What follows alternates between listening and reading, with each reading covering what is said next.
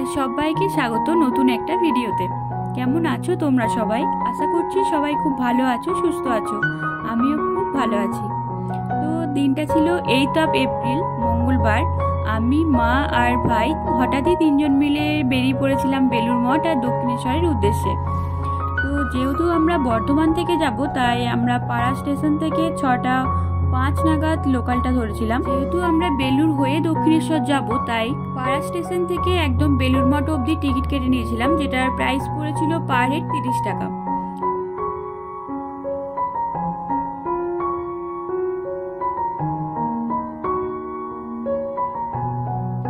স্টেশনে এসে ভাইকে বললাম, ভাই একটু ভিডিওটা ধর যেন আমাকে দেখা যায়।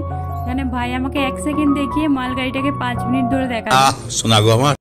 যেহেতু লোকাল ট্রেন, তার উপর আবার আসানসোল বর্ধমান, একটু তো লেট করবেই। ওই 6:05 ট্রেনটা 6:15-20 মধ্যে চলে এসেছিল, আর আমরা 7টার মধ্যে বর্ধমান পৌঁছে যাই।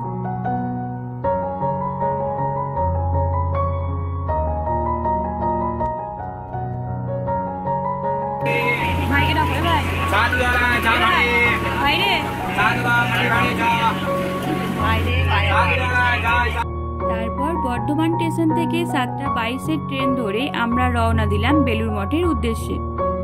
ঘড়িতে যখন ঠিক 7:22, তখনই বর্ধমানকে বিদায় জানিয়ে আমাদের বাহন এগিয়ে চলল নতুন এক গন্তব্যের দিকে।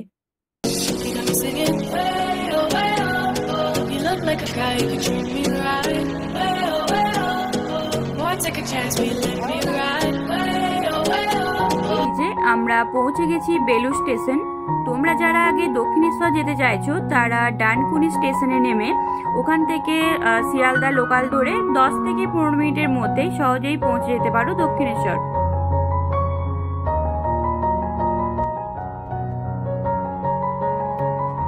বেলুর স্টেশনে নেমে 4 নাম্বার প্ল্যাটফর্ম থেকে বেরিয়ে আসলেই এই জায়গাটা দেখতে পাবে। আর এখানটা দেখবে সবসময় একটু স্যাঁতস্যাঁতে ভিজে থাকে।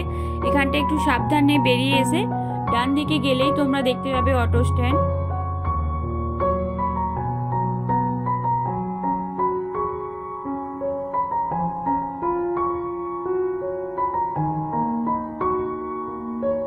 এই যে আমরা টোটো পেয়ে গেছি, আর বেলুর স্টেশন থেকে বেলুর মঠ অবধি টোটোতে নেয় পার হেড 15 টাকা করে।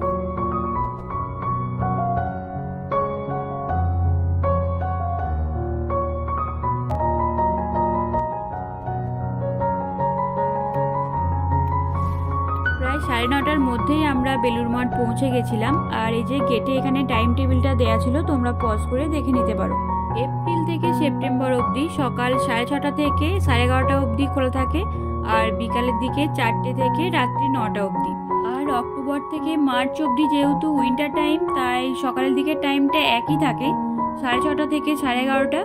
বাট বিকালের দিকে 3:30 থেকে 8:30 অবধি ওপেন থাকে। যে আমরা পৌঁছে গেছি বেলুর মঠের ভিতরে। তো চলো, অনেকক্ষণ থেকে অনেক বক বক করলাম, এবার তোমরাও আমাদের সঙ্গে সঙ্গে দেখতে থাকো।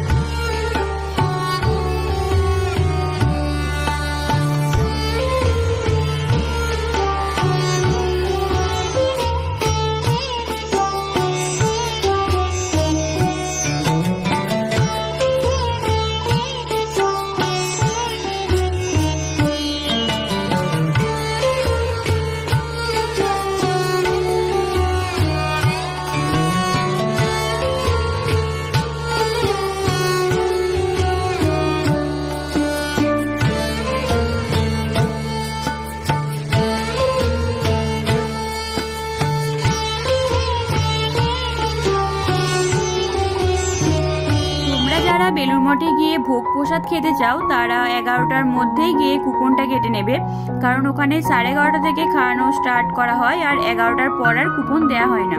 আর হ্যাঁ, ওখানে কুপনের জন্য কোনো নির্দিষ্ট মূল্য ধার্য করা নেই। যার যেটুকু সামর্থ্য সেটুকু দিয়েই সহজেই কুপন সংগ্রহ করা যায়। আর ওখানে যারা নাম লিখছিলেন ওনারাই এরকম প্যাকেটে করে প্রসাদ দিচ্ছিলেন, তো সেটাই আমরা খেয়ে এখানে জল খাচ্ছিলাম। তারপর দেখো ওখানে এই গাছটা দেখলাম, এটার কি নাম কেউ বলতে পারছিলেন না, আর কোনো নেম প্লেটও ছিল না। তোমরা জানলে কিন্তু অবশ্যই কমেন্টে জানিও এটা কি গাছ। দেন আমরা চারপাশটা একটু ঘুরলাম, আর ওখানে যেটুকুই বা ক্যামেরা করছি সেটুকু কিন্তু পুরোটাই লুকিয়ে, মানে কেউ যদি দেখতে পায় তো সঙ্গে সঙ্গেই বারণ করবে, সেরকম স্ট্রিক্ট কিছু না, বাট বারণ করে। দেন আমরা চলে গেলাম গঙ্গা স্নান করতে। আর এটা হয়তো বললে অনেকেই হাসবে, আর এটা হলো আমার লাইফের ফার্স্ট টাইম গঙ্গা স্নান। মানে আমি হয়ে থেকে এখনো অবধি এই প্রথম গঙ্গা স্নান করলাম, সেটা আমার নিজের ভাবলেও খুব অবাক লাগে। এটাই মা বলছিল এখানে যে তোর এটা প্রথম গঙ্গা স্নান, তাও সেটা আবার বেলুড় মঠে গিয়ে। যাই হোক, আমারও বেশ ব্যাপারটা ভালো লাগছিল। আর এরকমভাবে তো একসাথে সবাই মিলে বেরোনো হয় না খুব একটা, কোথাও খুব একটা মানে হয়ই না। তাও বাবা ছিল না, বাবাকেও খুব মিস করছিলাম। মা, আমি আর ভাই তিনজন মিলেই গেছিলাম। আর এই যে আমাদের গঙ্গা স্নান হয়েও গেছে, আর বেশ ভালো লেগেছে। ওখানকার ঘাটও ভীষণ পরিষ্কার পরিচ্ছন্ন, লোকজনও খুব একটা বেশি ছিল না। আমরা খুব ভালোভাবে স্নান করে, মানে তাও তোমরা স্নান করলে কিন্তু ওখানে 11:30টার মধ্যেই করে নিতে হবে, তারপর কিন্তু সব তুলে দিচ্ছিল। যাই হোক, আমাদের ভালোভাবে স্নান করা হয়ে গেছে। আর এই যে আমি একটু ক্যাঁত মেরে ঢং করে নিলাম। তারপর আমরা সোজা চলে গেছিলাম ভোগঘরের দিকে। ওখানে গঙ্গা স্নানের যে ঘাটটা রয়েছে না, সেখান থেকে উঠেই ডান দিকের রাস্তা ধরে 2 থেকে 3 মিনিট মতো হাঁটলেই তোমরা ভোগঘর যাবার রাস্তাটা পেয়ে যাবে। তাছাড়া বুঝতে না পারলে ওখানে তো যে কাউকে জিজ্ঞাসা করলে তারা দেখিয়েই দেবে। ভাই, আমার পুরো পড়ে যাস না তাহলে।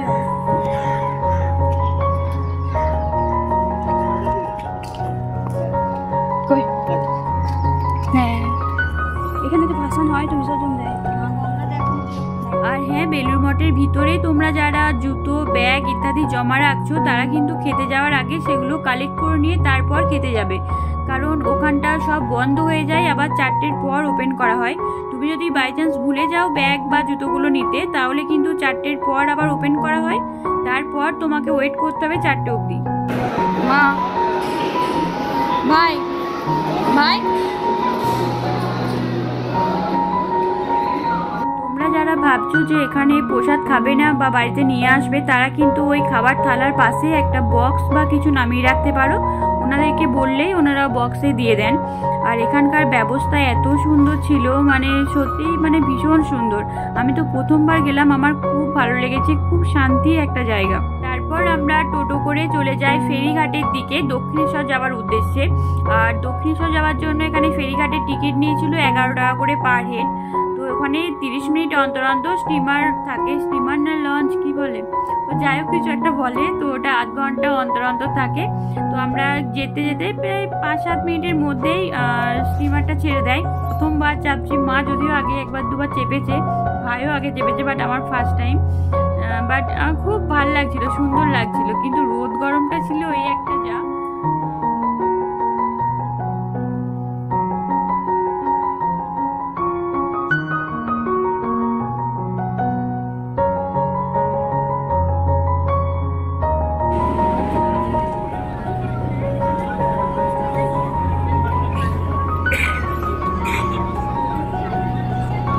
মায়ের মন্দির দেখা যাচ্ছে, মা ভবতারিণী মন্দির দেখা যাবে।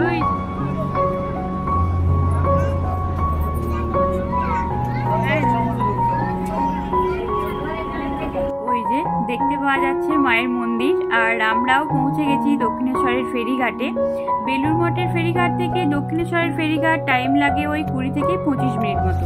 চারিদিকে এত সুন্দর দৃশ্য দেখতে দেখতে কখন যে 20 থেকে 25 মিনিট পেরিয়ে গেল আমরা বুঝতেই পারলাম না।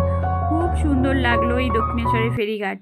ফেরিঘাট থেকে বেরিয়েই দুদিকে তোমরা এরকম অসংখ্য দোকান পাবে, আর সেখান থেকেই তোমরা ডালাও নিতে পারো। আবার এরকম ফটো ফ্রেম তো প্রচুর প্রচুর দোকান।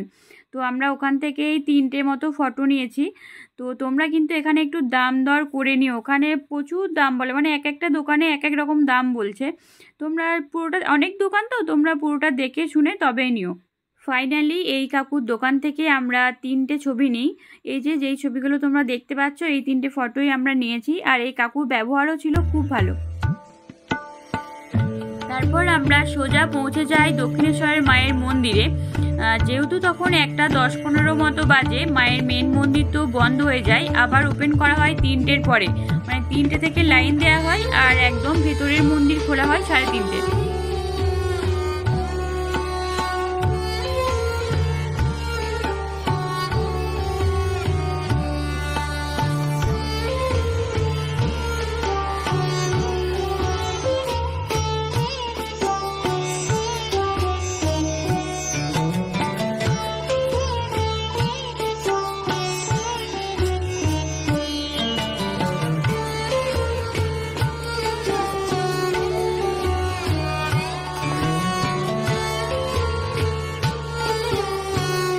আমাদের হাতে যেহেতু অনেকটাই টাইম ছিল, তাই আমরা এখানে একটু বিশ্রামও নিচ্ছিলাম।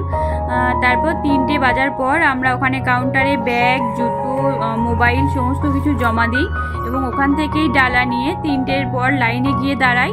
আর 4টের মধ্যেই আমাদের খুব ভালোভাবে পুজো দেওয়া হয়ে যায়। আর মায়ের দর্শন তো আমরা খুব ভালোভাবে পেয়েছি, কারণ সেদিনকে খুব একটা ভিড়ও ছিল না। আমি জানি না কেন, হয়তো গরমের জন্য হতে পারে। আর যেহেতু মন্দির খোলার পরেই আমরা গেছি, তাই খুব ভালোভাবে দর্শন হয়েছে, খুব একটা ভিড়ও ছিল না, অনেকক্ষণ ধরে মাকে আমরা দেখতে পেয়েছি। তো চলো, আজকের ব্লগটা এতটুকুই। দেখা হচ্ছে আবার নতুন একটা ভিডিওর সঙ্গে পরের কোনো একটা ব্লগে। ততক্ষণ সবাই ভালো থেকো, সুস্থ থেকো। আর আজকের মতো টাটা।